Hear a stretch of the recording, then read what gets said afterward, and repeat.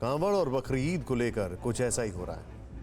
केरल में खुद सरकार कोरोना नियमों को तार-तार करने का अवसर मुहैया करा रही है। बकरीद के लिए लॉकडाउन की पाबंदियों में ढील दी गई है, वो भी तब जब देश में लगातार सबसे ज्यादा केस केरल में ही सामने आ रहे हैं। इसको लेकर सुप्रीम कोर्ट कल सुनवाई करेगा। कोरोना वायरस ने दुनिया के हर कोने में कहर बरपाया है। ऐसा एक भी देश या शहर नहीं है जहां वायरस ने अमीर या गरीब देखकर या मजहब देखकर लोगों को बख्श दिया।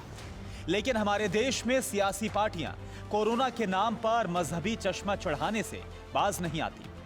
केरल सरकार ने बकरीद के मद्देनजर 20 जुलाई तक राज्य में लॉकडाउन की पाबंदियों में ढील दी है। लेकिन सवाल यह है कि जब देश में तीसरी लहर दहलीज पर खड़ी है, तब तुष्टीकरण की नीति न सिर्फ केरल बल्कि पूरे देश पर भारी पड़ सकती है।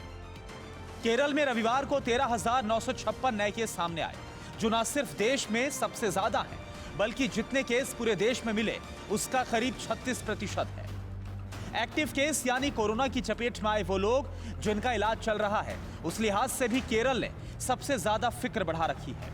जितने एक्टिव केस पूरे देश में है उसके करीब 30% अकेले केरल में है।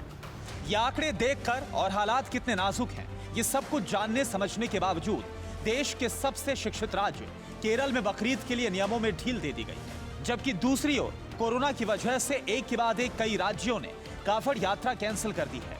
कुछ ने खुद की तो कुछ ने कोर्ट के दखल के बाद। इनमें उत्तर प्रदेश, उत्तराखंड, दिल्ली, हरियाणा और राजस्थान शामिल हैं। जहां केरल के मुकाबले हालात काफी काबू में हैं, लेकिन फिर भी संक्रमण को दावत देने का जोखिम उठाना किसी ने मुनासिब नहीं समझा। बात चाहे डेली न्यू केस की हो या फिर पॉजिटिविटी रेट की, हर मामले में केरल में स्थिति सबसे ज्यादा विकट है। लेकिन केरल सरकार को शायद इससे कोई फर्क नहीं पड़ता है। उसके लिए कोरोना संक्रमण पर काबू करने से ज्यादा जरूरी है तुष्टीकरण। इसलिए बकरीद के लिए पाबंदियों में ढील दी गई, जिसका विरोध हो रहा है। आईएमए यानी इंडियन मेडिकल एसोसिएशन ने आपत्ति जताते हुए कहा कि जब जम्मू कश्मीर, उत्तर प्रदेश और उत्तराखंड जैसे कई राज्यों ने सार्वजनिक सुरक्षा के मद्देनजर पारंपरिक और लोकप्रिय तीर्थ यात्राओं को रोक दिया है, तो यह दुर्भाग्यपूर्ण है कि केरल जैसे पढ़े लिखे राज्य ने ऐसा निर्णय लिया। वाकई में केरल सरकार का बकरीद के लिए पाबंदियों में छूट दिया जाना फिक्र की बात है, क्योंकि यह कोरोना वायरस को ताकतवर बनाने वाली बूस्टर डोज साबित हो सकता है। केरल सरकार का तुष्टीकरण वाला रवैया कोरोना से लड़ाई में देश की मेहनत पर पानी फेर देगा, लेकिन शायद केरल के सीएम के लिए यह मायने नहीं रखता है। उनके लिए मायने रखता है तो सिर्फ वोट बैंक।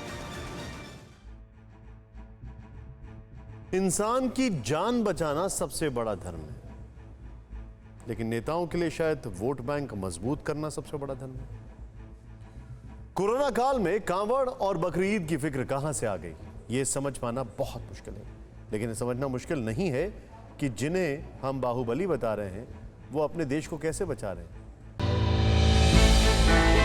हमने की गलती फिर एक बार, कोरोना ने किया दोबारा प्रहार। मास्क, 2 गज दूरी, करें अपनी सुरक्षा पूरी। कोरोना टीका हम सबको लगाना है, मिलकर साथ समझदारी से कोरोना को हराना है।